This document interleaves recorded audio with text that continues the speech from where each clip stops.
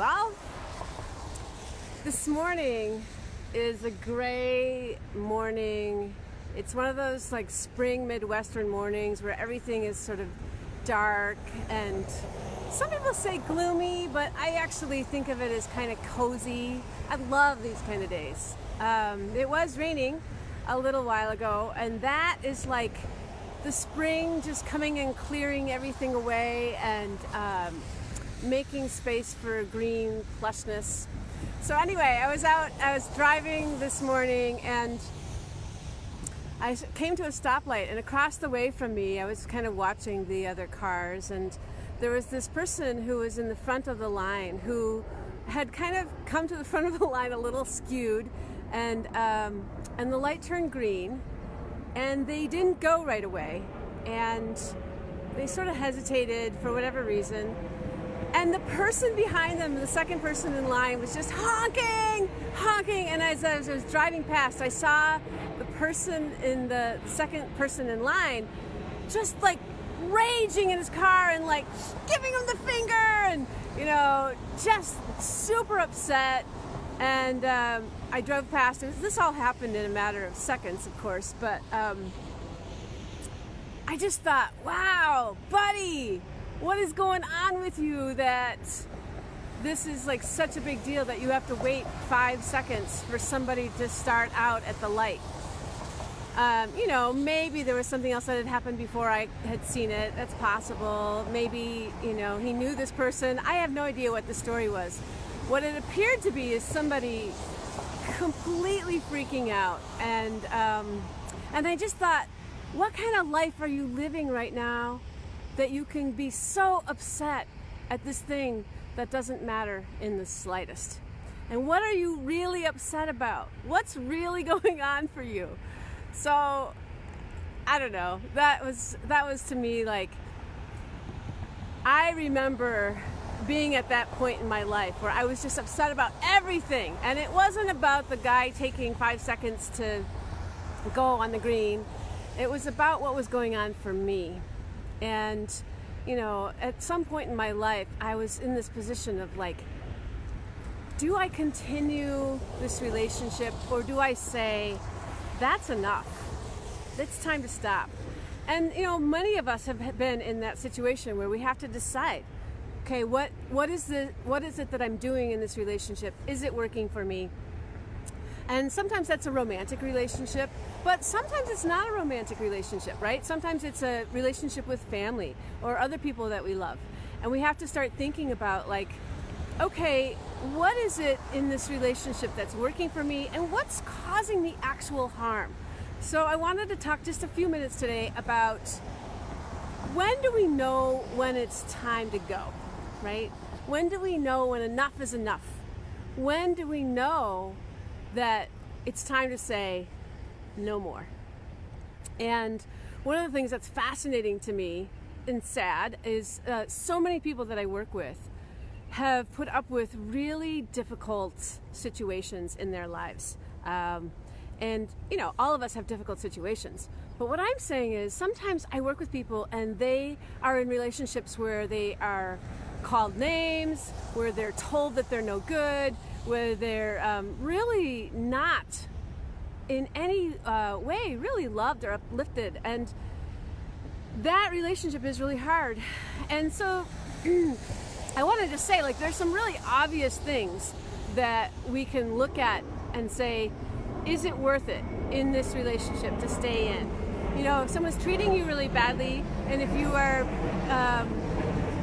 if someone's calling you names or telling you that you're a terrible person or something like that, those are kind of obvious signs that you might want to really, really think about, like, is this the kind of way I want to spend my time? Because life is so short, and so we want to be around people who really cherish us and love us and who think that we're pretty awesome, right? Because there are so many people out there who will do that for us. I promise you there are. And so those are some of the really obvious ways, but most of the time it's not that obvious, right? And so we have to get a little bit deeper into this idea of like, what is going to work for me and what's not working for me? When is it time to say, I have done everything I can do in this relationship and I need to step back? I was just talking to a mom in the last couple days here, and her kid had an adult child had come back to her home, and when she was there, she had really been abusive and said a lot of really nasty things. Now, maybe this kid had some anger that she had to express, but there's a way to do that, right? And there's a way that's just corrosive and not good for anybody. And so this mom was trying to figure out, like, how do I say, she had cut off contact with her daughter, and she was feeling so sad about it. And she was her daughter had come back and said, well, wait, what's going on here? And she was trying to figure out, like, what do you do? How can I say, I want to talk to you, but I don't want to be yelled at. I don't want you to be slashing and burning in our relationship. And that's one of the things that we can do, right? So if we have said in our relationships, hey, this is what I think, this is what I want, this is what I need. And if we're really clear about that, that requires us getting really clear about what that is. What do we want? What do we think? What do we need? And if we can get clear about that, and then we can really clearly communicate that, and it's still not being respected, that's a sign, right? That's a really important sign to listen to. Because if we can't get what we need and what we want and what we think heard, that's not a respectful thing to do in a relationship, right? So we have to question, like, all right, have I done all the things that I can do? Because we can't change another person, right? We can only change ourselves. I just threw that huge thing out there, but that's a huge thing. Is that something that you agree with? It's kind of true, right? So we have to work on what we can do. And what we can do is we can get clear about what we need and what we want, and then we can ask for it in a really clear way. And then we have to do our work. And when we have done all that, and if we're still not getting what we need, and we're actually getting to the point where you can't hang on to your growth and your well-being in a relationship, then it may be time to set some boundaries. And boundaries don't have to look like, yes, all or nothing either, right? There are ways to communicate with people that don't include hanging out with them, right? There's all kinds of really helpful apps right now, actually. There's ways that you can talk to people that are just online, and so maybe it's a little safer, and maybe that's a better way to start. Writing can be difficult too. We can misunderstand each other, but I think that when I think about when do you know when it's time to say enough is enough, you got to think about what is it that you want out of a relationship, and are you getting that?